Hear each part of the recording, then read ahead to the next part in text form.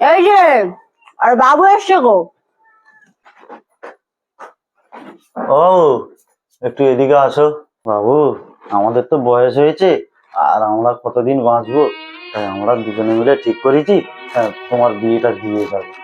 না না বাবা, আমি এখন বিয়ে করতে পারবো না। সব এইমাত্র চাকরি পেলাম, আমার হাতে অত টাকা পয়সা নেই। আর তাছাড়া আমি বিয়ে ফিয়ে নিয়ে ভাবছি না বাবা। না না বাবা, ওরকম কিছু বলে না বাবা।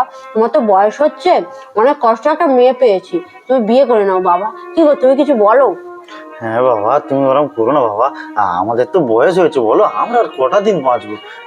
তোমায় বেশি কিছু করতে হবে না বাবা। তো তুমি শুধু কালকের দিনটা সময় দিও, ওই মেয়ের বাড়ি থেকে তোমাকে দেখতে আসবে।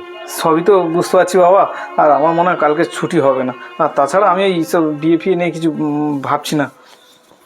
কি গো, তোমার ছোট তো চলে গেল। চলে তো গেল। আচ্ছা, এক কাজ করি, চলো আমরা দুজনকে আর একটু বুঝিয়ে দেখি, যদি ছেলে রাজি হয়। চলো চলো চলো। হরে কৃষ্ণ।